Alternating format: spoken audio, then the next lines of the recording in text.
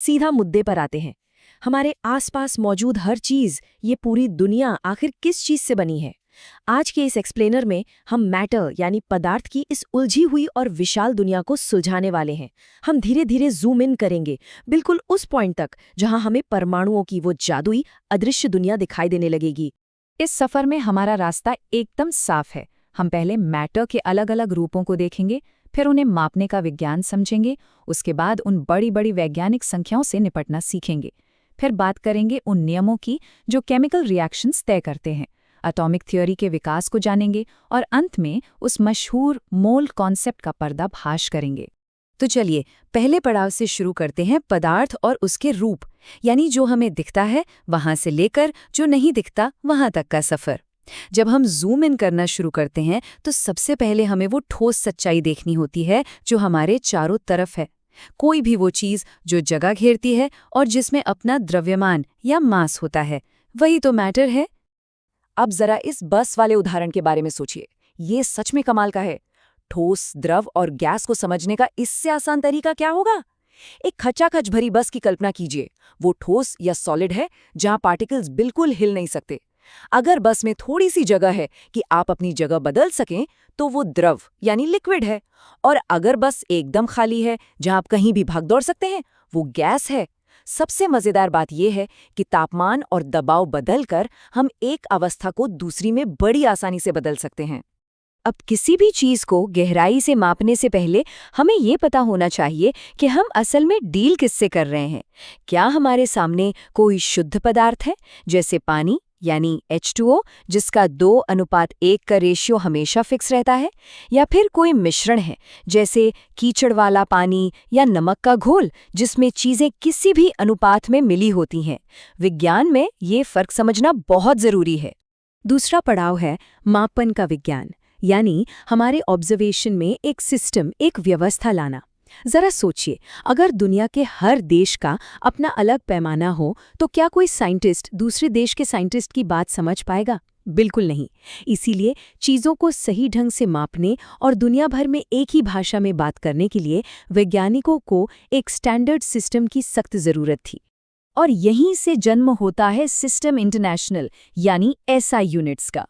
विज्ञान की पूरी इमारत इन 7 मूल इकाइयों पर टिकी है। चाहे आप किसी भी देश में हो, लंबाई मीटर में ही नापी जाएगी और समय सेकंड में।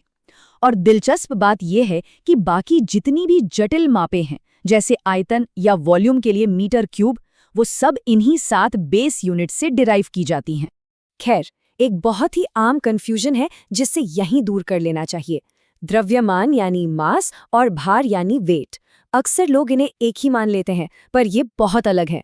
अगर आप चांद पर चले जाएं तो आपका वेट एकदम बदल जाएगा, क्योंकि वहां गुरुत्वाकर्षण अलग है। लेकिन आपके शरीर का मास, यानी आप जिस पदार्थ से बने हैं, वो आप पूरे ब्रह्मांड में कहीं भी चले जाएं, हमेशा एक जैसा ही रहेगा। एक और बहुत ही क्रिटिकल कॉन्सेप्ट है प्रिसिजन और एक्यूरेसी। मान लीजिए आप एक लैब में प्रयोग कर रहे हैं और आपको बार बार एक ही जैसा रिजल्ट मिल रहा है, तो क्या इसका मतलब है कि आप सही हैं? जरूरी नहीं। अगर आपकी मशीन खराब है तो वो लगातार एक ही गलत रिजल्ट दे सकती है। प्रिसिजन का मतलब है कि आपके रिजल्ट्स आपस में कितने करीब हैं, लेकिन एक्यूरेसी का मतलब है कि आप अपने असली टारगेट के कितने करीब हैं। दोनों में जमीन आसमान का फर्क है।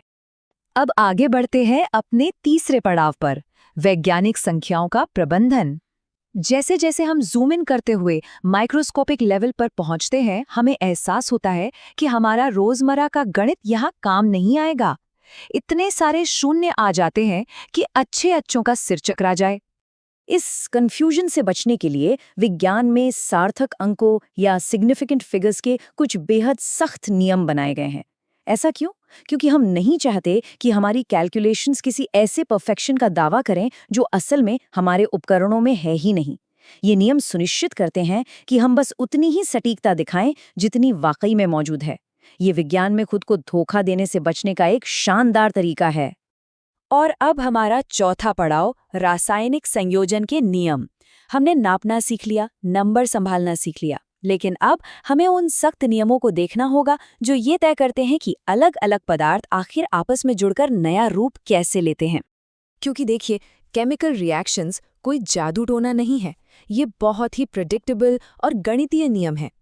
चाहे वो द्रव्यमान के संरक्षण का नियम हो जो कहता है कि मैटर कभी नष्ट नहीं होता, या फिर निश्चित और गुणित अनुपात के नियम हो, और हाँ, गैसों के लिए गै-लुसाक और एवोगैड्रो के सिद्धांत, ये सब मिलकर पहले से ही तय कर देते हैं कि कौन सा तत्व दूसरे के साथ कैसे और कितनी मात्रा में जुड़ेगा।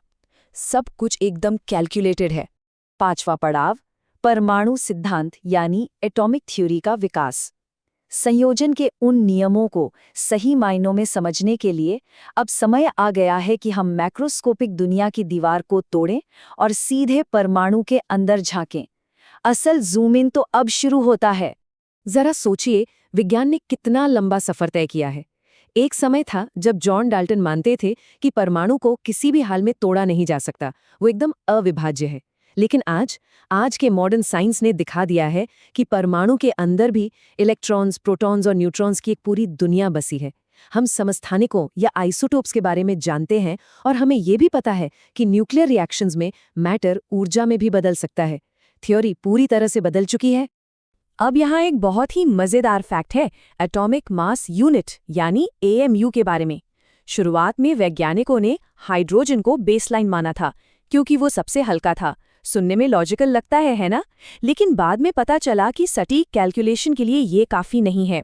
इसलिए विज्ञान जगत ने कार्बन 12 को चुना और उसी के द्रव्यमान के ठीक 1/12वें हिस्से को एक स्टैंडर्ड AMU मान लिया।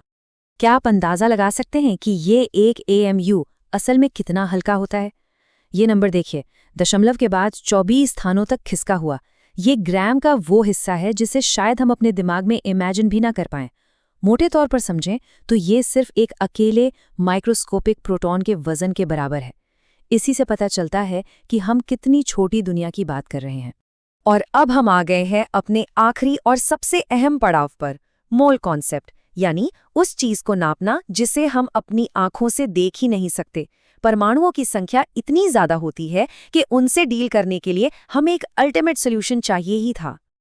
अब आपके मन में ये सवाल आ सकता है कि भाई केमिकल इक्वेशंस को सॉल्व करने के लिए हमें इतने बड़े नंबर की क्या ज़रूरत आन पड़ी? बात यह है कि जब परमाणु आपस में रिएक्ट करते हैं तो वो 1-2 की संख्या में नहीं होते, उनकी तादाद हमारे सोचने की क्षमता से भी परे होती है। तो सवाल ये था कि उन अदृश्य कणों को ट्रैक कैसे किया जाए। यहीं एंट्री होती है मोल की। ये बहुत ही सिंपल है, सच में। जैसे आप बाजार जाकर 1 दर्जन केले मांगते हैं और दुकानदार आपको बिना सोचे 12 केले दे देता है। बस वैसे ही विज्ञान की दुनिया में एक मोल का मतलब है परमाणुओं या अणुओं का एक फिक्स्ड स्टैंडर्ड बैच। ये ठीक 12 ग्राम कार्बन 12 में मौजूद परमाणुओं की गिनती के एकदम बराबर होता है। और वो गिनती कितनी है? ये रहा वो नंबर। इसे एवोगैड्रो का कांस्टेंट कहते हैं। ये संख्या इतनी ज्यादा बड़ी है कि अगर आप इसे पूरा लिखने बैठेंगे तो आपको दशमलव के बाद पूरे 23 शून्य लगाने पड़ेंगे। 1 मोल में बस इतने ही कण होते हैं। अगर अभी भी इस नंबर का अंदाजा नहीं लग रहा है तो ये सुनिए, पानी की एक बेहद छोटी सी बूंद, सिर्फ 0.03 ग्राम की, उस एक अकेली बूंद के अंदर मौजूद मॉलिक्यूल्स की संख्या हमारी इस पूरी पृथ्वी पर मौजूद सभी इंसानों की कुल आबादी से 100 अरब गुना ज्यादा होती है। क्या ये सच में दिमाग को हिला देने वाली बात नहीं है? एक छोटी सी बूंद में इतनी घनी आबादी। तो आज के इस एक्सप्लेनर को यहीं खत्म करते हैं, लेकिन इस सवाल के साथ कि अगर पानी की एक मामूली सी नन्ही सी बूंद के अंदर इतने सारे कण, इतनी बड़ी दुनिया छिपी हो सकती है, तो इस वक्त हमारे चारों तरफ, हमारी कुर्सी में, हवा में या खुद हमारे शरीर में कितने अनंत और शांत बदलाव लगातार हो रहे होंगे। रसायन विज्ञान की ये जादुई दुनिया हर सेकंड हमारे सामने काम कर रही है। बस हमें इसे देखने का नजरिया चाहिए।